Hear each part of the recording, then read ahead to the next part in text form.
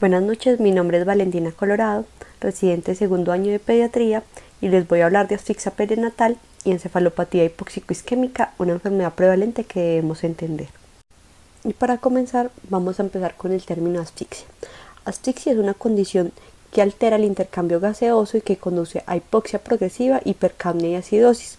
Eso es importante que lo diferenciemos de isquemia, que representa una reducción en el flujo sanguíneo en el tejido, y de la hipoxia, que hace referencia a un contenido de oxígeno en los tejidos disminuido. Este término no tiene criterios bioquímicos precisos y en muchas ocasiones se utiliza de manera inapropiada. En cuanto a la epidemiología, está directamente ligado con el acceso limitado a la atención materna y neonatal. Es 10 veces más común en países en desarrollo y representa el 15 al 20% de las muertes en el periodo neonatal, y alrededor del 25% de los sobrevivientes quedarán con un déficit neurológico. ¿Cuándo puede ocurrir? Puede ocurrir antes del parto, que representa entre el 4 y el 20%, durante el parto entre el 56 y el 80%, y después del parto alrededor del 10%.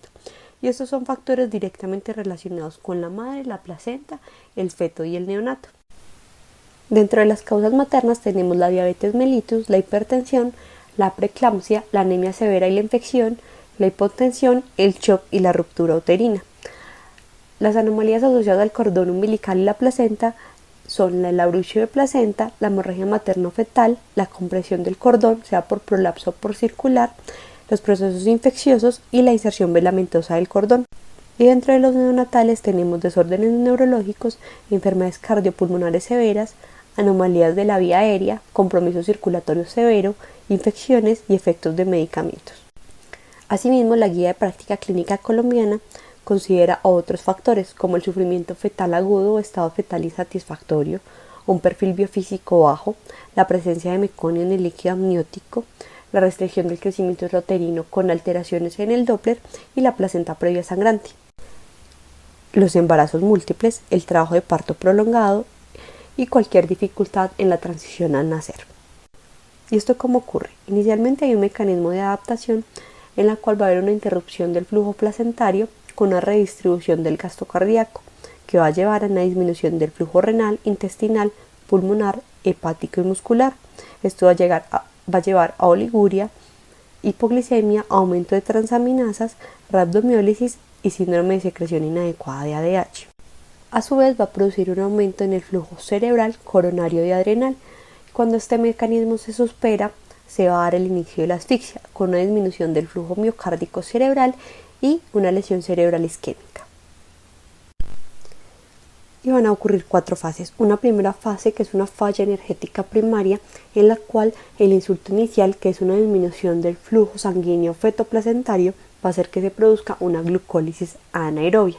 Esta glucólisis anaerobia va a tomar la vía del ácido láctico, aumentando las concentraciones de ácido láctico y disminuyendo las producciones de ATP, y asimismo va a alterar la función de la bomba sodio-potasio ATPasa. Así como también va a haber fallo del intercambiador de sodio-calcio. El aumento de la entrada de sodio de agua a la célula va a producir edema celular, y el aumento de calcio va a iniciar la liberación de aminoácidos excitatorios como el glutamato. Este aumento de glutamato va a producir que más sodio entre la célula, produciendo edema celular, y adicionalmente va a producir mayor entrada de calcio. Esa entrada de calcio va a hacer que se produzca lipasas y nucleasas que van a dañar la membrana celular y el núcleo celular, y adicionalmente se van a producir radicales libres que van a contribuir a la necrosis y a la apoptosis celular. Y esto representa una descomposición rápida y grave de la función celular que ocurre secundario al insulto hipóxico isquémico primario.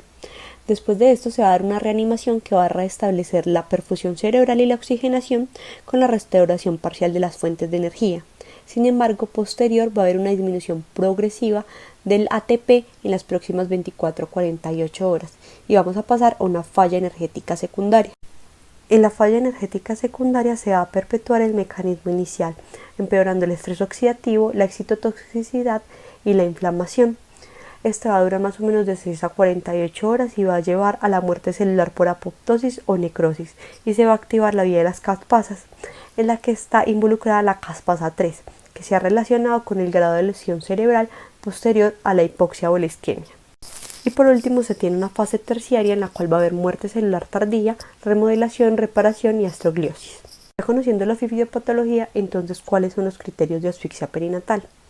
Se considera asfixia perinatal cuando en la medición del cordón umbilical o en la primera hora de vida se tiene una acidosis metabólica con un pH menor a 7, un déficit de base de exceso mayor o igual a -12, un Apgar menor de 5 a los 5 minutos, una encefalopatía neonatal grave o moderada, presencia de compromiso multiorgánico y haber excluido otras etiologías. Y también es importante tener en cuenta que no está mencionado en todas las guías un lactato mayor a 10. Estos criterios no son excluyentes, deben estar todos para realizarse el diagnóstico. No solo con el criterio metabólico se debe hacer, sino que debe incluir el criterio clínico. ¿Y cuando es probable que tengamos una asfixia? Cuando en la sangre del cordón umbilical o en la primera hora tengamos un pH entre 7 y 7,2, una disfunción multiorgánica temprana, es decir, menor de 48 horas, un evento centinela identificable, que es un desprendimiento de placenta, una ruptura uterina o un prolapso del cordón. Cuando hay una necesidad prolongada de más de 72 horas de ventilación mecánica, un retraso en la resolución de la acidosis mayor a 24 horas o una lesión específica en la resonancia. Es importante tener en cuenta que esta patología es una patología sistémica, que si bien el sistema nervioso central se afecta en el 60 al 70% de los casos, puede producir un compromiso multiorgánico y es uno de los criterios diagnósticos. Entonces, disfunción miocárdica puede producir en el 29% de los casos y generalmente es transitoria y puede llevar a shock cardiogénico y a muerte. Y generalmente se va a ver como manifestación alteración de la función miocárdica, disminución del gasto cardíaco e insuficiencia tricuspidia. Y puede que en la radiografía encontremos cardiomegalia o anomalías en el electrocardiograma en las primeras 72 horas de vida y en el ecocardiograma una disminución de la fracción de eyección y disminución en la fracción de acortamiento con aumento en los niveles de troponina, que no se tiene un punto de corte pero que es muy específica para disfunción cardíaca. Y la troponina se suele aumentar en las primeras 12 horas de vida y puede correlacionarse con la gravedad de la asfixia y el neurodesarrollo a los 18 meses. En cuanto a la disfunción renal, se va a manifestar como un aumento de la creatinina mayor al 50% con respecto al valor sérico o una creatinina sérica mayor a 1, otros tienen unos puntos de corte de 1.5 y la presencia de oliguria definida como un gasto urinario menor a 0.5 ml por kilo por hora. La afectación pulmonar va a ocurrir en el 26% de los casos y se puede manifestar como edema pulmonar, un síndrome de dificultad respiratoria aguda o hipertensión pulmonar persistente en el recién nacido. Las disfunciones gastrointestinales generalmente se manifiestan como intolerancia a la alimentación, enterocolitis necrosante y disfunción hepática.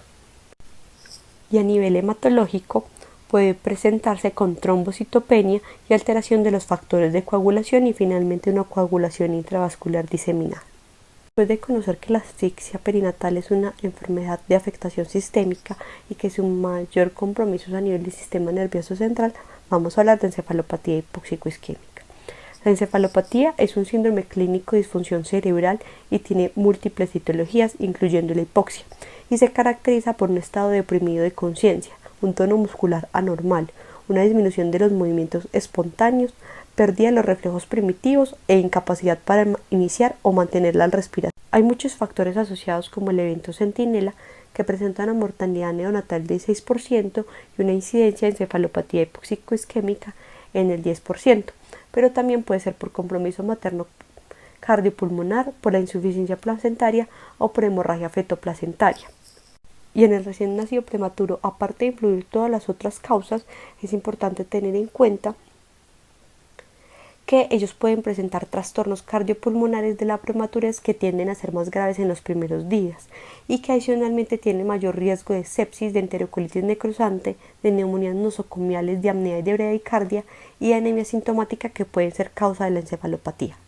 Hace que el prematuro sea más susceptible, primero la fragilidad vascular, que va a hacer que tenga poca capacidad de autorregulación, que tenga unos vasos más delgados, que tenga un flujo sanguíneo efectivo, que tenga pocos vasos colaterales y que tenga una vasodilatación limitada. Y adicionalmente la barrera hematoencefálica es más permeable y va a hacer que se produzca o va a tener mayor riesgo de alteración en las conexiones talamocorticales y en alteraciones visuales y somatosensoriales.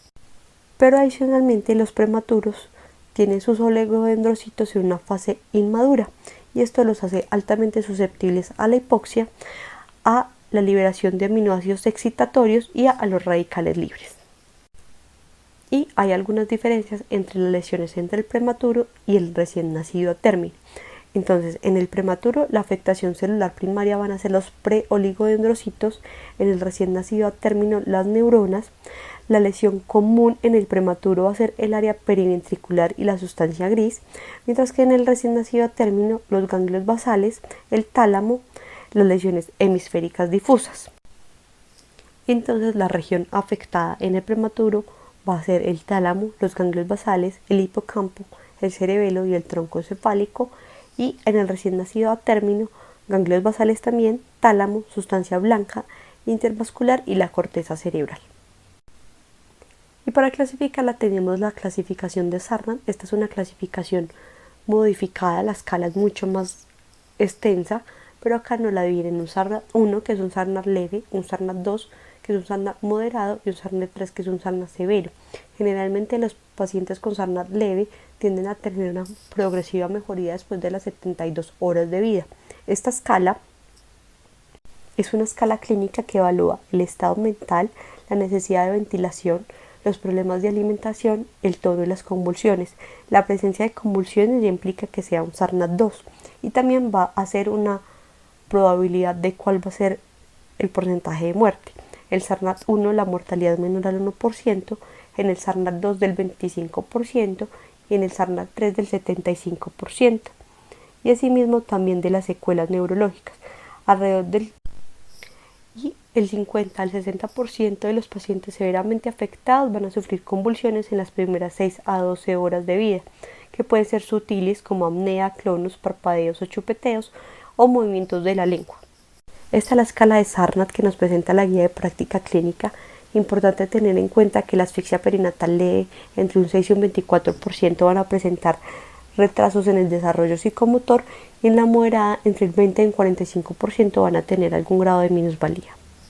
Adicionalmente, nosotros vamos a apoyar nuestro diagnóstico a través de solicitud de pruebas, como son el hemograma, los gases arteriales, que ya vimos sus criterios, la glucosa y los electrolitos, porque pueden generar una alteración principalmente en el sodio y puede debutar con hiperglicemia o hipoglicemia, que ambos van a afectar el pronóstico.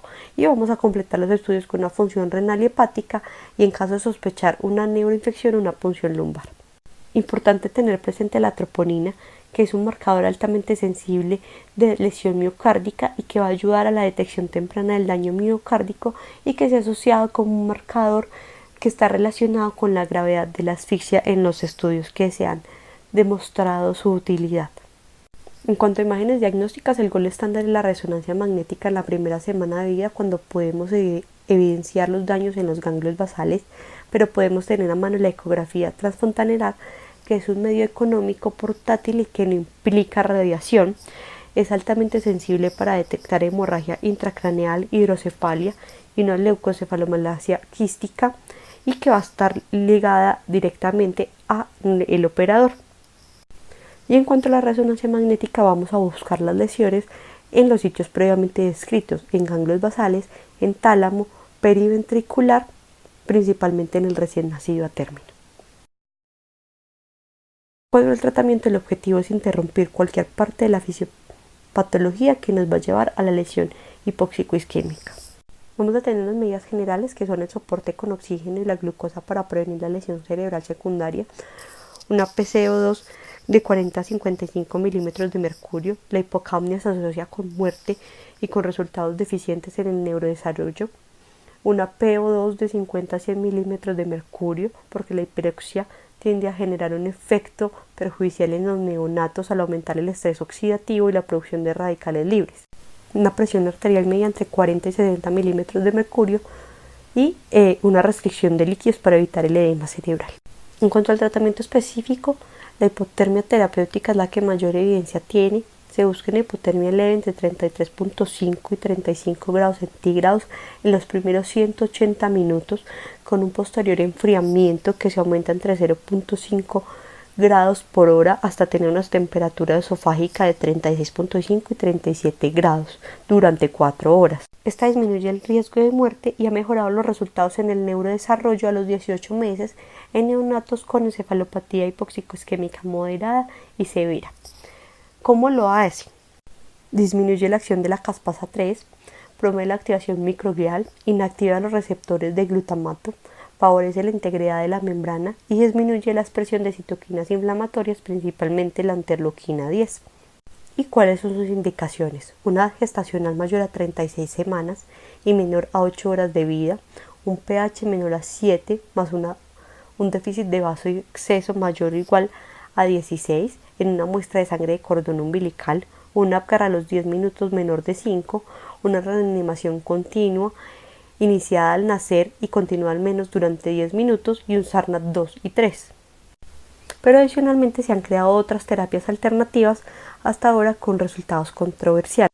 Dentro de las nuevas terapias tenemos la melatonina, que se ha probado en cerdos recién nacidos a una dosis de 5 miligramos por kilo por hora en los primeros 10 minutos posterior a la isquemia y repitiendo en el proceso a las 24 horas. Después se evaluaron los resultados demostrando que mejora el metabolismo cerebral al disminuir los radicales libres, al disminuir las citoquinas proinflamatorias y las enzimas antioxidantes y al aumentar el ATP.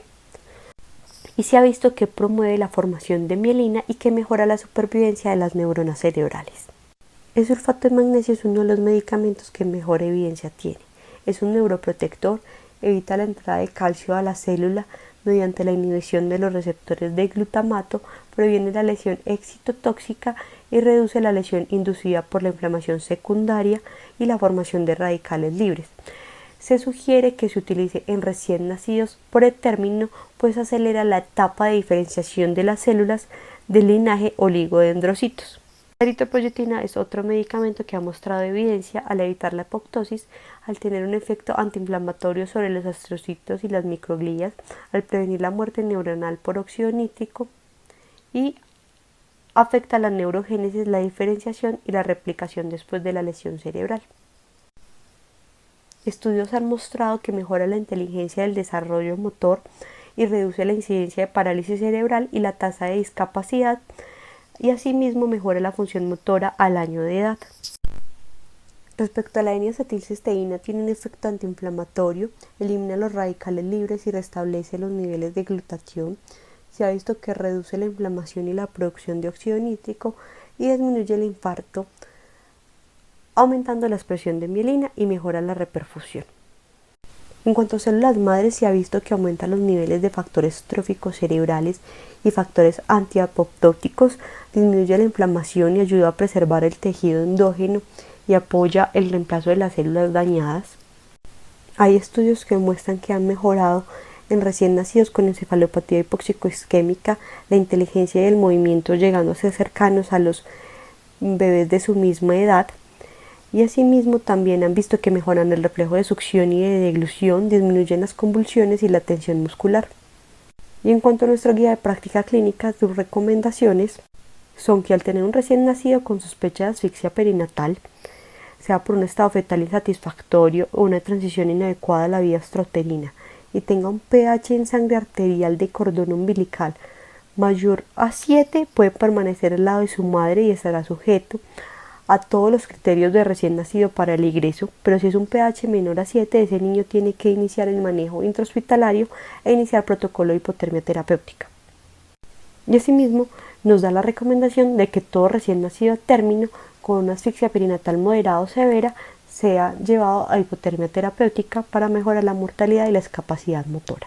Y para concluir, es importante tener en cuenta que la patogenia de la asfixia perinatal juega roles importantes en sus manifestaciones y en su manejo, que el diagnóstico incluye criterios clínicos y paraclínicos y que todos se deben cumplir a cabalidad, que el mecanismo principal del daño neurológico es la insuficiencia energética mitocondrial y el aumento de expresión de neurotransmisores excitatorios. Importante que la reanimación neonatal puede mejorar la morbilidad y la mortalidad, que la hipotermia terapéutica es el tratamiento de primera línea y tiene resultados exitosos, y que hay nuevas terapias prometedoras que necesitan aún más estudios para su aplicación. y sobre todo que el trabajo integrado entre médico rural, médico general, enfermera, ginecólogo y pediatra con un adecuado control prenatal puede evitar la mayoría de las encefalopatías hipóxico-isquémicas y de la asfixia perinatal. Muchas gracias.